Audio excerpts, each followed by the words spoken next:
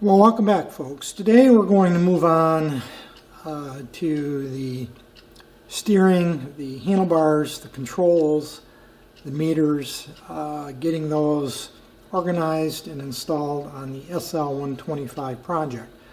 What you see here spread out is most of the parts that will go into this part of the project. Some of these are original. Some of them are new but still available from Honda, and some of them are reproduction parts, and I'll try to talk you through this as we go. In some of these items we've seen before, such as the controls right here. We've talked about the controls a bit when I did the restoration of the wiring for the controls some videos ago, so we're really not going to talk about those in this video to speak of. The handlebars are the original bars that came off the bike. They are, as far as I know, our original Honda bars. They were very straight. I just had to have them re-chromed. There's one little interesting piece of trivia about these bars, and I don't know how many people are aware of it. I wasn't, frankly. But I'll share that with you. At least on the original bars that are supplied by Honda, you will notice right where my thumbs are pointing, I think you can see right there, two little dimples. See those little dimples right there? One there on the right, one there on the left. And what those little divots, those dimples, are for is to help you align the handlebars like this when they're mounted on the bike. And how do I know that? It's because Honda says so in their documentation, their service manual. This is the original Honda supplied service manual for this bike. And if you notice right, let me see if I can get this here so you can see it. Right here, where it talks about handlebars, and you can see right there the little circles of the dimples. And it says, be sure to keep the punch marks on the handlebars flush with the top face of the holder as shown, figure 35. So that's what this is showing you. Note, after making sure that the punch marks and top face of the holder match up, tighten the holder firmly, starting with the front towards the rear. So when you tighten it down the clamps, do the front first and then the rear. I've never seen that before, and I stumbled upon that when I was reading through the service documentation recently as I was preparing for this work. And that's a real helpful, actually, feature provided on these handlebars. Now, I don't know if aftermarket handlebars will have that dimple or that mark. In fact, they probably don't. But the originals, at least my originals, do, as we just talked about. There is another set of dimples I'm pointing to on each side with my thumbs, right here on the right, I think you can see it, and right there on the left. Also, now the documentation, I could find nothing in the documentation that I just referenced that alluded to these two dimples. So I'm guessing that is used to position the what they call the perch or purchase. That's what these are right here. There's one that goes on each side that holds the control levers. And since I can't find anything, at least so far in documentation, I'll have to just use my best judgment and try to figure out how those are to be used when I go to assemble these parts on the bike. So I thought I'd share that with you regarding that little trivia on the handlebars. But as I mentioned before, they've been re-chromed, they're in good condition. You can see a little pitting right here on the left side, and I don't think there's any real pitting, a little minor pitting right there on the right. That'll be underneath the throttle anyway. Other than that, they're in great shape. In terms of parts, the handle grips here, right here, are aftermarket reproductions. And of course, one of those will go with this throttle slide. I think Honda calls it a tube. This is still available from Honda, by the way, believe it or not. So that's part of the throttle assembly. The front brake switch, that's what this is no longer available from Honda. That is an aftermarket part. and it seems to be very well made. The only issue I noticed is the color of the wiring isn't exactly the same as the original, but that's irrelevant. That won't really matter when it's installed. The two perches right here, those are no longer available from Honda. Believe it or not, I'm a little surprised by that, but these are aftermarket reproductions, and they're reasonably good quality. They came with the mounting bolts right there. I did throw these in the tumbler for a day or so when I got them a few weeks ago. The levers right here, these happen to be aftermarket parts also. I think you can still get these from Honda new. They're quite expensive from Honda.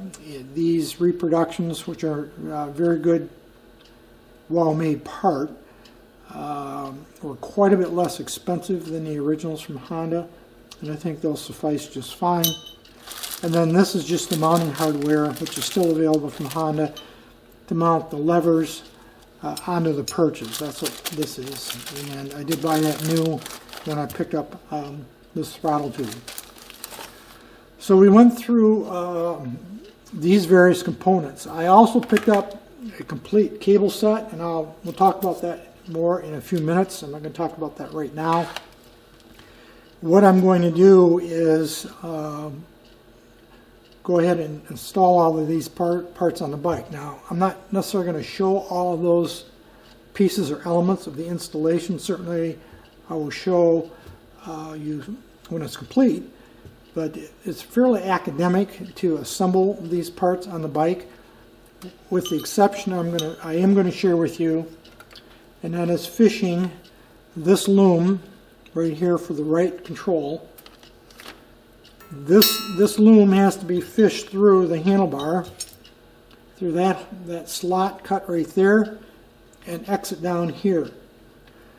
Now, I'm not a real fan of through the handlebar looms or wiring. I know most of them did that early on. I think Honda might have done it even later than some of the others. Simply from a practical perspective, I much prefer wiring that lays along the handlebar and you attach it with loom clamps. I know it's not as aesthetically pleasing as through the handlebar style like this. Challenge with these, of course, is it makes service of the loom or replacement of the handlebar a bit more difficult. Now, sometimes these things will fit through there with no problem at all, fishing it through and exiting down here. Other times you have to work at it a little bit. Now, in this case, I'm going to, since this is a fairly large bundle of wires, I'm going to demonstrate the technique that I would use or will use to fish these to make it as easy as possible. One benefit, of course, is I have a nice fresh loom covering here, the sleeve that I put on some time ago. We talked about that earlier. That will make it easier to flex down around these curves, but this can still be a little bit of a struggle. So I will demonstrate that process, and that is fishing this loom through these handlebars. The other thing we're going to talk about here in a few minutes is I'll get in a little more discussion about these cables. That's a complete new set, and we're going to review briefly the meters, the instruments, the gauges that I'm going to be installing on this bike. The first thing we're going to do before we do that is we're going to fish this loom through this handlebar and get it ready for installation on the bike. However, the first thing I need to do before I do that is I need to install the perch first. So that would be, decide which one I got to use here. That would be this one. I was looking for that hole right here, because that hole right here, I'm pointing to it, is where this brake switch will fit, and the brake handle goes on the right side. Of course, the clutch will go on the left. So this perch will need to go on first. It'll go on in that orientation, and I need to get that on beyond this hole right here. because once I fish this loom through, I won't be able to get this on. So we'll go ahead and set up for that, and I'll explain what I'm going to do and how I'm going to. Here's our tools and materials that we're going to use to fish this wiring loom through this handlebar. You'll note that I have fit the perch, the right handlebar perch. I've just slid it over the handlebar, and it's secured in place right now with some masking tape just so it doesn't move around. It's not tightened in place, it's not even positioned correctly. It's just pushed on, and I've got it located out of the way. The gist of what I'm going to do is I'm going to bind this loom together as tight as I can get it, nice and tight. And I'm going to attach this piece of wire, which will act as a means of pulling that loom through. I'm going to attach the wire, this green wire in my left hand, to this part of the harness and pull it through and out down here where it's got to exit. Now, you may not need to do this in every case. Sometimes you can work these through if you want to, especially if it's a little bit smaller group of wires than this one. I don't like to just force this through because I don't want to damage these original bullet connectors. These are the originals from Honda, and I don't want to take a chance of getting something damaged in here, so I don't generally do it that way unless I've got just one or two wires. Then you can wrap a piece of tape around one or two wires and just feed it through. The tape is just used to protect the ends. That will work just fine. So this might be unnecessary in some cases, I readily admit that. But with a relatively large bundle of wires like this, and being original, I want to make sure I protect them on the inside of this handlebar. So the first thing I'm going to do is I'm going to fish this. This is that green pull wire. It's just a spare piece of wiring. I don't really throw any of my wiring away from my various projects. I keep it around because you never know when you might need a piece of it. So I'm going to start by fishing it from this bottom hole right here up through, and it'll exit up here, and I'll pull it out with this pair of forceps. At least that's the plan. So we'll see what we can do here.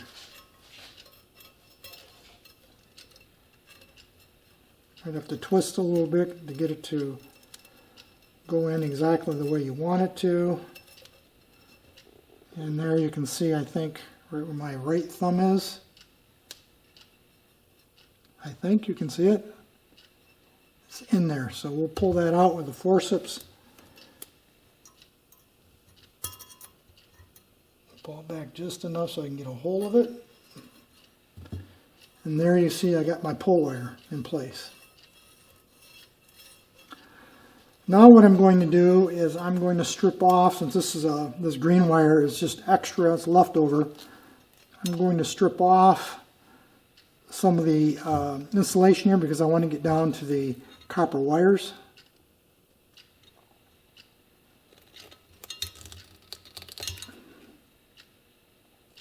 Looks like this has been, somewhere along the line, this has been tinned back. That doesn't really make any difference for our purposes. In fact, it's probably advantageous for our purposes because it makes it good and strong. The amount you want to strip back is really up to you. I just want to make sure I've got plenty of it.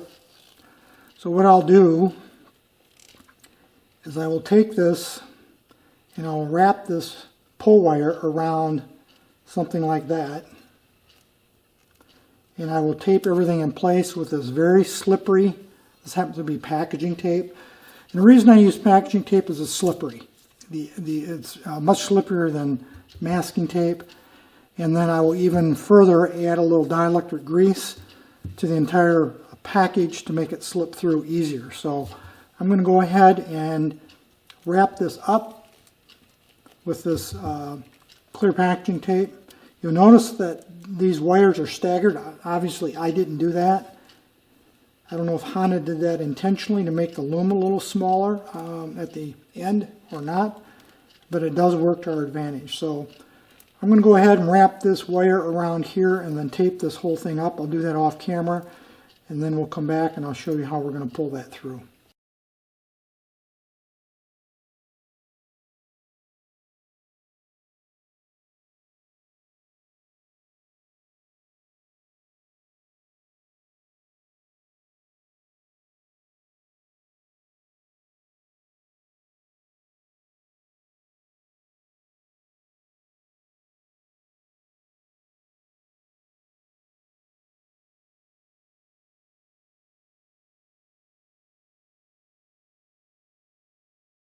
And there's a process for fishing the wire harness through the bars. It weren't real smooth. I'll wipe everything down now, remove this tape, remove obviously this green wire, the pull wire, and we'll move on with installing this on the bike. So the next time you'll probably see these handlebars will be mounted on the bike itself. Again, I'm not going to show all of that, but I did want to talk about the meters a bit, the instruments, the gauges before we move on. Here's the original gauges or meters that came off the SL125.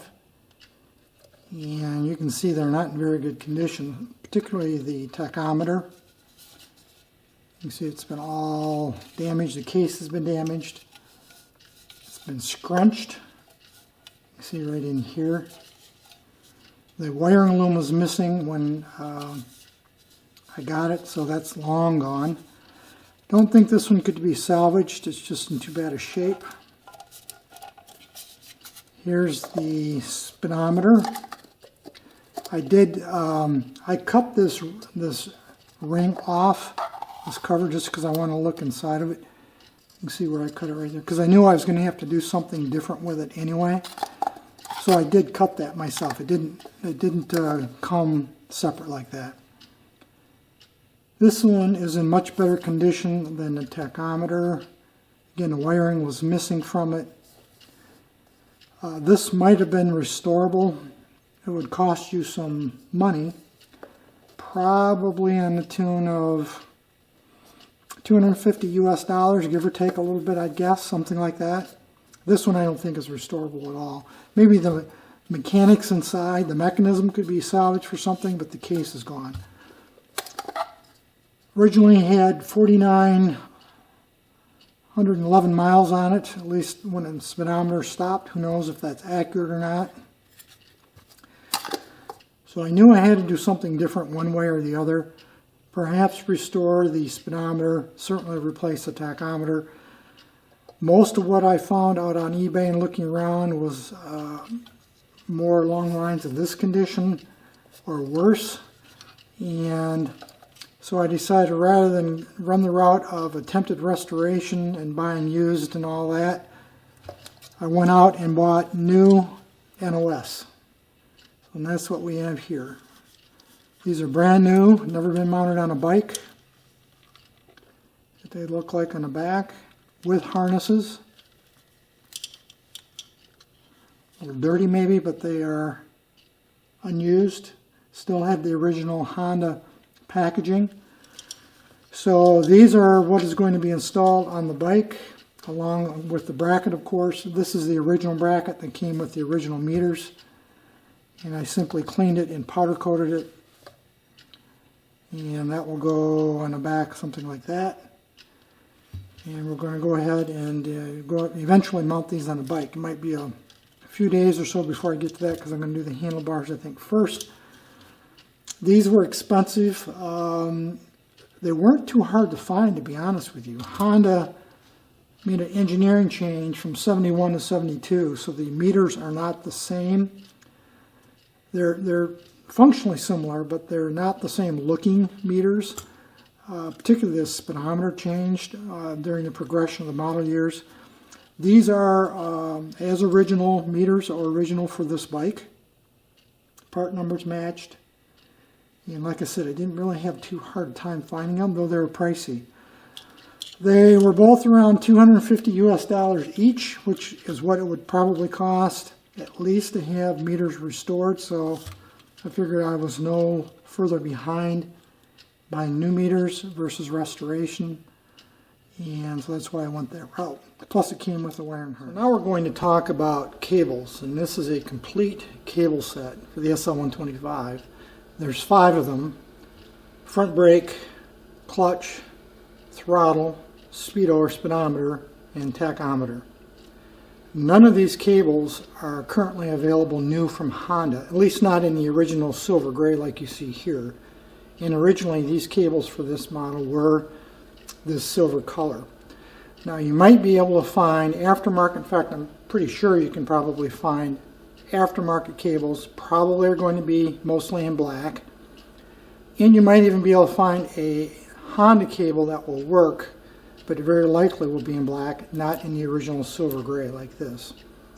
This is a reproduction set that I bought. It's US sourced, probably made in Asia, but I don't know that for a fact. Very good quality. I bought these all at one time as a set. Now you can buy these cables individually, and they're around $20 US each. I bought the complete 5-piece cable set for $90 complete. So I saved about $10. I needed all 5 of them anyway, and so it just made sense to go ahead and buy them all at one time. Again, as I mentioned, they're very good quality. The supplier guarantees a fit. In fact, he's a restorer himself and uses these cables, he indicated, on his own projects. So I'm very confident they'll fit and will work as they're intended. Again, they look very good, as you can see there. Obviously, my next step then will be to incorporate these cables into the installation of the handlebars and the meters, and continue on with the project reassembly. So the next time you see most of these cables will be installed on the project. I'm not, again, going to show all the installation steps, but I will bring you back from time to time so you can see how I'm progressing. I think that's going to be it for this video today, folks. Any issues, questions, thoughts, drop me a note. Otherwise, as usual, thanks for watching.